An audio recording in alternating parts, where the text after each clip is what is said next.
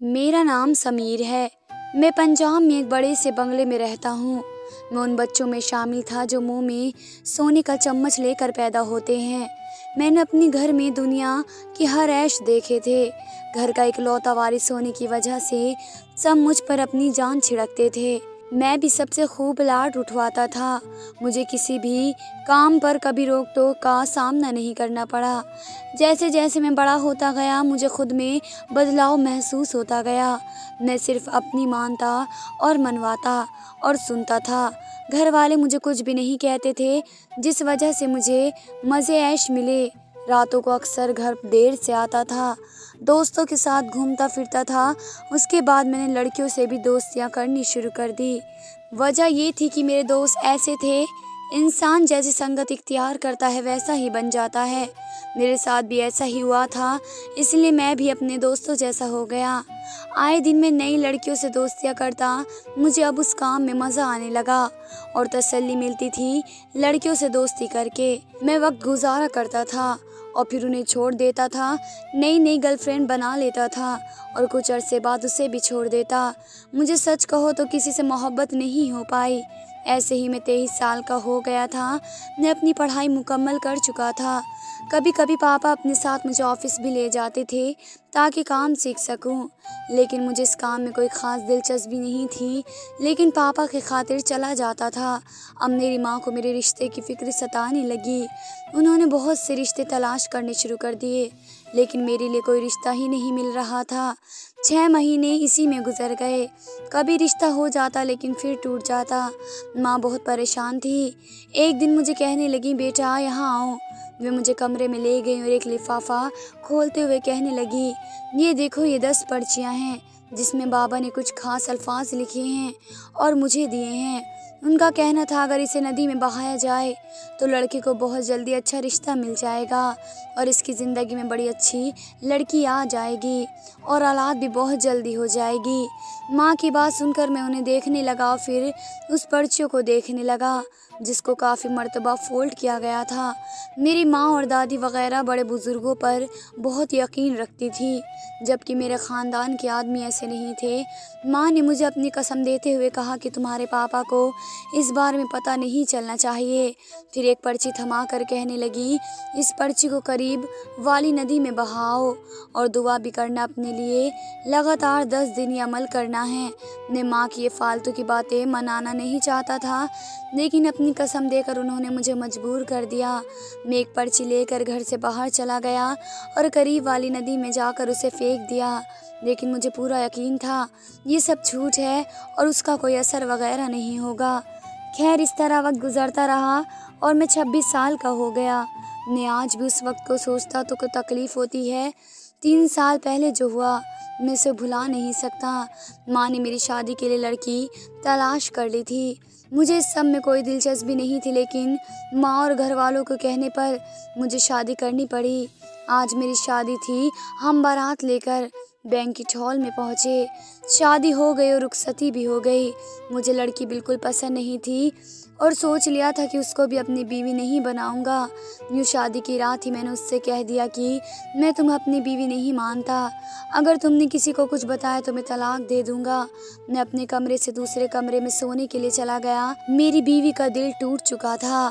आज सुबह वे रो रही थी, लेकिन मुझे उस पर ज़रा भी तरस न आया। उसकी अहमियत मेरे लिए कुछ भी नहीं थी। रिसेप्शन पर मेरी बीवी की बहन अलीना से मुलाकात हुई। वे बार बार मुझे देखे जा रही थी। वे बहुत खूबसूरत थी, लेकिन जाने क्यों मैं उसकी तरफ नहीं देख पा रहा था। एक ज़माना था जब मैं लड़कियों पर मरता था और कोई लड़की मुझे एक नज़र देखे तो मैं उसे नज़र भर कर देखता था। लेकिन आज मुझे क्या हो गया था? मैं जानता था ये सब 3 साल पहले हुए वाक़ये का असर था, जब मैं उस नदी में वे पर्ची बहा कर आया था। तो जो हुआ वे मेरे दिमाग में भी नहीं था। मेरी ज़िंदगी बदल गई थी। रिसेप्शन के बाद मेरी बीवी अपने मायके रहने चली गई। मैंने उसे 15 दिन बाद लेने जाना था। आज उसे गए दूसरा दिन था। मैं बहुत सुकून में था और आराम से रह रहा था, क्योंकि मैं बार बार सोच रहा था अलीना मुझे क्यों देख रही थी। 15 दिन बाद मुझे घर वालों ने मेरी बीवी को लेने भेज दिया। जब मैं अपनी बीवी को लेने गया तो वह मेरे लिए खाना बनाने लग गई। अचानक मैंने देखा घर में अलीना दाखिल हुई। शायद किसी फंक्शन से आ रही थी, क्योंकि उसने बहुत मेकअप किया हुआ था। लाउंज में कोई भी नहीं था, मैं ऊपर वाले पोर्शन में था, बाकी लोग सेकंड फ्लोर पर थे। अलीना मेरी साली मेरे पास आई और पूछने लगी, पहचाना मुझे? ये सुनकर मैंने उससे कहा, तुम अलीना हो, मेरी बीवी की बहन, मेरी साली। ये सुनकर उसके चेहरे पर अजीब सी मुस्कुराहट आ गई। फिर वह कमरे में चली गई। मैं अपनी बीवी के साथ घर चला आया। इसी तरह वक्त गुजरता गया और मेरी शादी को 1 साल हो गया। अब तो माँ दुआएं करती थी जल्दी मैं बाप बन जाऊं और उनके पोता पोती इस दुनिया में आए, लेकिन मैं जानता था ऐसा कभी नहीं होगा। अब मैं भी अपनी बीवी से मायूस होकर लड़कियों से मिलने लगा, उनको चोरी छुपे घर बुलाता और उनके साथ में वक्त गुजारता। मुझे लगा था ये देखकर मेरी बीवी खुद ही मुझसे तलाक मांगेगी और मेरी ज़िंदगी से चली जाएगी, लेकिन ऐसा ना हुआ। वे हमेशा सब्र करती थी। मुझे बहुत गुस्सा आता था, लेकिन फिर मैंने सोचा कि क्यों मैं इसकी वजह से अपनी ज़िंदगी ख़राब करूं। इसलिए अपनी ज़िंदगी एंजॉय करने के लिए मैं लड़कियों से दोबारा दोस्तियां करने लगा। इसी दौरान मैं इस वाक्य को भूल चुका था जिसे 4 साल हो गए थे। आज मेरी बीवी मायके रहने गई हुई थी, क्योंकि उसकी बहन अलीना लंदन से वापस आई थी। 1 साल तक उसने लंदन में पढ़ाई की थी और अब वे वापस आ गई थी। मेरी बीवी की शादी से पहले वे लंदन पढ़ती थी, फिर हमारी शादी के बाद वापस चली आई। अब वे हमेशा के लिए पंजाब आ गई थी। 2 हफ्ते मेरी बीवी मायके रही और इसी दौरान मैं लड़कियों से मिलता रहा। आज घर वालों ने मुझे मेरी बीवी के घर भेजा था ताकि मैं उसे वापस ले जाऊं। मेरी बीवी मेरे लिए खाना बना रही थी। अलीना किसी शादी से वापस आ रही थी, इसलिए उसने बहुत ज़्यादा मेकअप किया हुआ था। वे अपने कमरे में गई और थोड़ी देर बाद जब वे मुंह धोकर कपड़े बदल कर आई तो मेरी रूह फना हो गई। मुझे समझ ना आया मैं क्या करूं। मैं अपनी हवस खो चुका था। मैं वहाँ से भाग गया। मैं अपनी बीवी रुखसाना को भी अपने साथ नहीं लेकर आया था। मेरा सांस फूला हुआ था। घर वाले कहने लगे तुम्हें रुखसाना को साथ लेकर आना चाहिए था। मैंने बहाना बनाते हुए कहा कि आज काम कर रहा था, कल लेने चला जाऊंगा। रुखसाना को सारी रात में परेशानी से सोचता रहा, ये सब क्या हो गया था, मैं क्या करूं, मुझे समझ में नहीं आ रहा था। इस तरह दिन गुजरने लगे। मैंने अब तक रुखसाना को कबूल नहीं किया। वे मेरे दिल में अपनी जगह बनाने के लिए बहुत से जतन करती, बहुत से पापड़ बेलती थी, लेकिन उसे मायूसी होती क्योंकि मुझे ज़रा भी फ़र्क नहीं पड़ता था। कुछ दिन बाद मुझे अलीना का फ़ोन आया। वह मुझसे मिलना चाहती थी। फिर यूं ही मुलाकात का सिलसिला शुरू होने लगा। मैं अपनी साली अलीना से मुलाकात करने लगा। हम दोनों रेस्टोरेंट में घूमने लगे और घंटों फ़ोन पर और मैसेजेस पर एक दूसरे से बातें करते थे। रुखसाना को इस बारे में कुछ भी नहीं पता था। एक दिन अलीना ने मुझसे मोहब्बत का इजहार कर दिया और मैंने भी ये सुनकर उससे कहा, मैं तुमसे शादी करना चाहता हूँ, लेकिन उसके लिए मुझे पहले रुखसाना को तलाक देना होगा। ये सुनकर अलीना का रंग उड़ गया। ये सुनकर वह कहने लगी, तुम मेरी बहन को तलाक मत देना, बल्कि जैसा मैं कहूँ वैसा करना। उसकी बातें सुनकर मैं इतना ज़्यादा परेशान नहीं था, लेकिन फिर अलीना बोली, अगर तुम रुखसाना को तलाक देकर मुझसे शादी करोगे तो लोगों को बातें बनाने का मौका मिलेगा और सब हमें बुरा भला कहेंगे और हम पर इल्ज़ाम भी लगाएंगे। घर वाले सभी हमारे रिश्ते को दिल से कबूल नहीं करेंगे। अलीना की सब बातें मुझे ठीक लग रही थी, इसलिए मैंने उससे कहा, मैं तुम्हारे लिए तुमसे शादी के लिए कुछ भी कर सकता हूँ, जैसा तुम कहोगी वैसा ही होगा। यूँ मैं रोज़ रात को दूध का गिलास बनाकर रुखसाना के पास ले जाने लगा और उससे माफ़ी मांग कर बोला, मुझे माफ़ कर दो रुखसाना, मैंने तुम्हें कबूल कर लिया है। जो कुछ गलत तुम्हारे साथ हुआ है उसके लिए मैं शर्मिंदा हूँ। ये कहकर मैं रोने लगा। वह बहुत खुश हुई। उसकी आंखों से खुशी के मारे आंसू निकल रहे थे। उसने दूध का गिलास मेरे हाथ से लिया और पीने लगी। वे मुझे माफ़ कर चुकी थी। वह रोज़ दूध का गिलास पीती और सो जाती। अब रोज़ाना उसकी तबीयत ख़राब रहने लगी। मैं दिल ही दिल में खुश हुआ। एक दिन में मेरा हाथ थाम कर बोली, अगर मुझे कुछ हो जाए तो दूसरी शादी मत करना। यह सुनकर मैं रोने लगा और उससे वादा किया मैं दूसरी शादी नहीं करूँगा रुखसाना, क्योंकि तुमसे प्यार करता हूँ, तुम्हें कुछ नहीं होगा। रोज़ रुखसाना की तबीयत खराब होती जा रही थी। मैं उसे जानबूझकर कहता कि डॉक्टर के पास चलते हैं, लेकिन वह जाने से इनकार कर देती। मैं भी यही चाहता था वह डॉक्टर के पास ना जाए। एक दिन उसकी ज़्यादा ख़राब तबीयत हुई तो वह बोली मैं घर जा रही हूँ। अलीना ने मुझे फ़ोन करके कहा था वे सब संभाल लेगी। मैं बेफिक्र हो गया। कुछ दिन बाद खबर आई कि रुखसाना की डेथ हो गई है। हम सब उसके जनाजे पर शरीक हुए। उसके ऊपर सर से पैर तक सफ़ेद चादर पड़ी हुई थी। जनाजा उठा तो हमें घर भेज दिया गया। उसके घर वाले बहुत रो रहे थे। जनाजे में ज़्यादा लोग शरीक नहीं थे। मैं बहुत खुश था। अब मैं अलीना से शादी कर लूँगा। रुखसाना के मरने पर मुझे बड़ी खुशी हुई। अब मेरी ज़िंदगी में सुकून था, क्योंकि 1 महीने बाद ही इतनी जल्दी मेरे घर वाले मेरी दूसरी शादी करने का सोचने लगे। मैं हैरान था कि ये सब इतनी जल्दी रुखसाना को भूल गए हैं, क्योंकि घर में सब तो रुखसाना को अपनी बेटी समझते थे। मैं घर वालों को झूठ मूठ कहा मैं दूसरी शादी नहीं करना चाहता। मुझे रुखसाना की बहुत याद आती है, क्योंकि मैं दिल में सोचता था जल्दी से मेरी दूसरी शादी हो। यह सुनकर घर वाले कहने लगे हम रुखसाना की बहन अलीना से तुम्हारी शादी करना चाहते हैं। ये सुनकर तो मैं जैसे खुशी से पागल हो गया। ऐसा ही तो मैं चाहता था और फिर ऐसा ही हुआ। घर वाले कहने लगे अलीना से शादी चोरी छुपे होगी, ताकि बिरादरी वालों को पता न चले, वरना लोग बातें बनाएंगे। एक रात में सो रहा था जब मुझे रुखसाना की आवाज़ आने लगी। फिर अचानक वह मुझे कमरे में नाइट बल्ब की रोशनी में नज़र आने लगी। वे रो रही थी। रोते हुए कहने लगी मैं आपसे बहुत प्यार करती हूँ। आपने क्यों मुझे मारा? आपने मुझसे वादा किया था आप दूसरी शादी नहीं करेंगे। ये सब देखकर मेरी रूह फना हो गई। मैंने जल्दी से कंबल पैर तक ओढ़ लिया। मैं काँप रहा था। ये सब कल भी मेरे साथ हुआ था। रुखसाना मर चुकी थी, उसका मतलब ये रुखसाना की रूह थी। मैं डर गया था। 1 महीने बाद मेरी शादी थी, लेकिन मैं डर चुका था। अब रुखसाना कभी मेरे ख्वाबों में आती तो कभी मुझे रातों को अपने कमरे में नज़र आती। मैं उससे दूर भागता था। मेरी दिमागी हालत ख़राब होती जा रही थी। मैं डरता रहता था। रातों को ठीक से नींद नहीं आती थी। ये सब मैंने अलीना को बताया तो वह बोली ये सब आपका वहम है। कोई भी मेरी बात पर यकीन नहीं करता था। माँ भी नहीं करती थी। मुझे लगा मैं पागल हो गया हूँ, या शायद जुर्म ने मेरे दिमाग को जगह दिया है। मैं परेशान हो चुका था। 1 महीना गुजर गया और हमारी शादी का वक्त आ गया। मैं तैयार हो रहा था। माँ मुझे दूध का गिलास दे गई। मैंने दूध पिया और आईने में खुद को देखने लगा। अचानक मैंने अपने कमरे में दुल्हन के रूप में रुखसाना को देखा। वे रो रही थी। उसे देखकर मैं डर गया और मेरे हाथ पांव कांपने लगे। मैं इतना डर गया कि बेहोश हो गया। कुछ टाइम बाद मुझे थोड़ा सुकून हुआ और फिर हमारी शादी हो गई। अलीना मुझे मिल गई थी। मुझे और कुछ नहीं चाहिए था। बहुत जल्द सब कुछ मुकम्मल हो गया। अब मुझे ना रुखसाना नज़र आती थी और ना ही डर लगता था। मैं सही तौर पर नॉर्मल हो गया। मेरी और अलीना की शादी को 2 महीने होने वाले थे। मैं नोट कर रहा था कि अलीना हर वक्त अपने फ़ोन में गुम रहती थी और किसी से बातें करती थी। उसके पास मेरे लिए वक्त नहीं होता था। वह मुझे अपने करीब भी नहीं आने देती थी। मैं उससे प्यार करता था, इसलिए उसकी ख्वाहिश का एहतराम करता था। एक रात जब मैं ऑफिस से घर आया तो मेरी रूह फना हो गई जब मैंने देखा कि अलीना के साथ कोई आदमी था।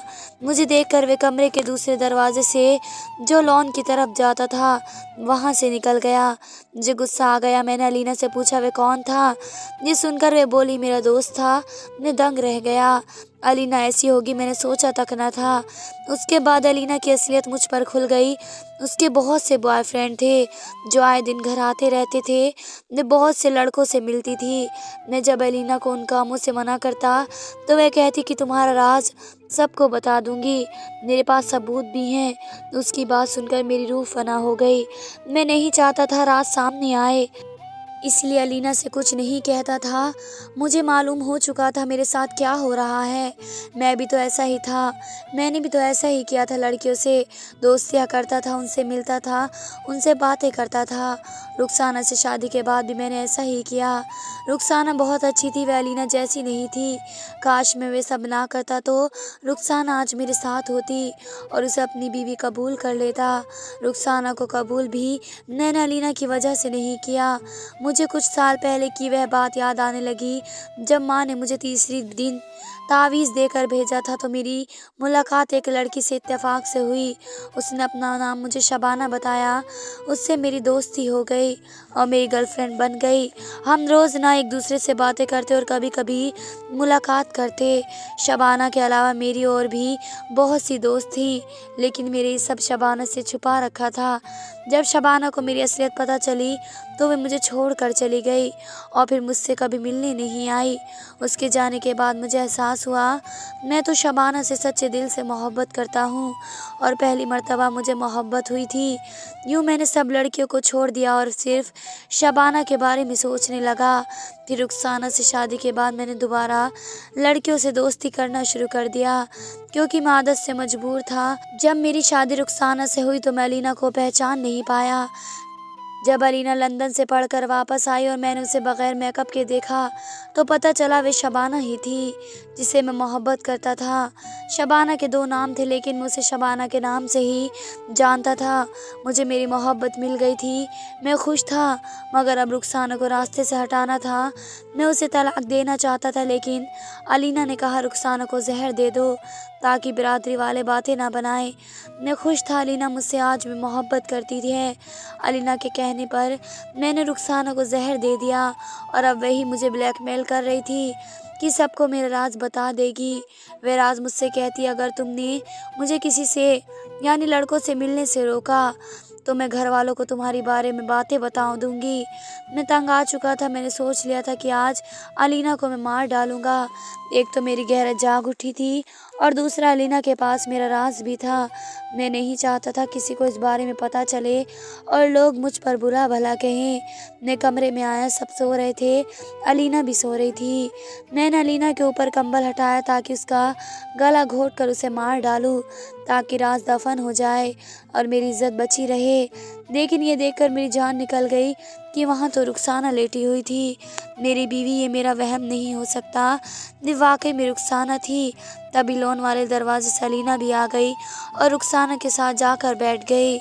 अब दोनों एक दूसरे का हाथ पकड़कर मुझे देख रही थी। इसी दौरान घर वाले भी वहाँ आ गए और माँ ने मुझे थप्पड़ मारा। मैं हैरान था कि आखिर हो क्या रहा है। अलीना ने सबके सामने बताना शुरू किया। वे बोली कुछ साल पहले समीर ने मुझसे दोस्ती की। मैं उसे शरीफ लड़का समझती थी इसलिए उससे दोस्ती की, लेकिन साथ ही ये भी कहा अपने घर वालों को रिश्ते के लिए भेजे। ये मुझसे वादा करता, कसमें खाता कि मुझसे ही शादी करेगा। एक दिन मैंने उसे किसी दूसरी लड़की के साथ देख लिया, तब भी झूठी कसमें खाकर कहने लगा कि उसका किसी के साथ कोई चक्कर नहीं है, ये सिर्फ मुझसे प्यार करता है। लेकिन आए दिन वह लड़कियों से मिलता, उनसे दोस्तियाँ करता, उनके साथ रातें गुजारता। मेरे पास बहुत से सबूत थे जो मुझे उसके एक दोस्त ने बहन समझकर भेजे थे और कहा था मैं समीर जैसा घटिया इंसान को छोड़ दूं। यूँ मैंने उसे छोड़ दिया और सोचा कभी न कभी इस धोखेबाज इंसान से बदला ज़रूर लूँगी। और फिर मैं पढ़ने के लिए लंदन चली गई।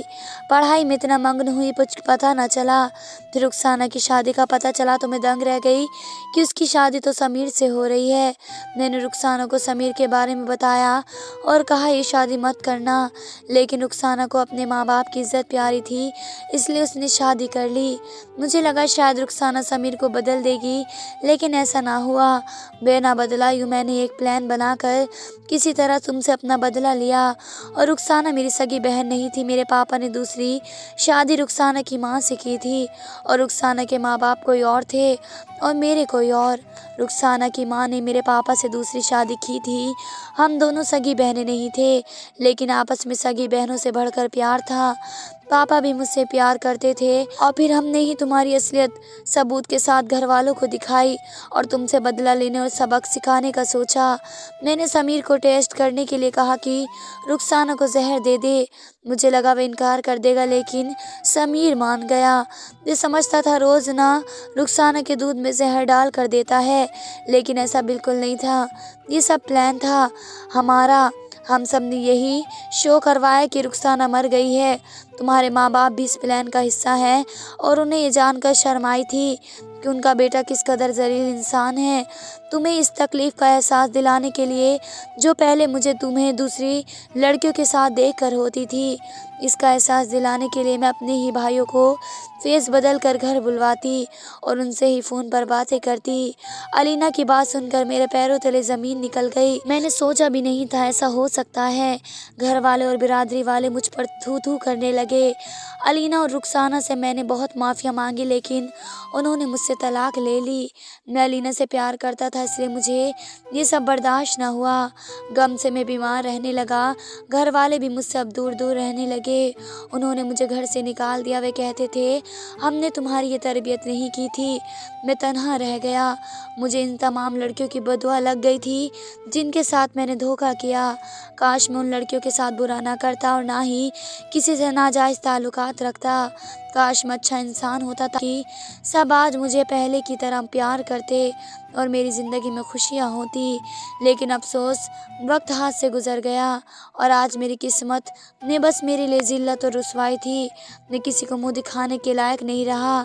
इंसान को हमेशा अच्छे काम करते रहना चाहिए, लेकिन मैं ये सब भूल गया था। लड़कियों को अपना कर मैंने अपनी ही ज़िंदगी ख़राब कर ली थी। मुझे मेरे किए की सज़ा मिल चुकी थी और मैं बहुत ज़्यादा शर्मिंदा था। धन्यवाद दोस्तों।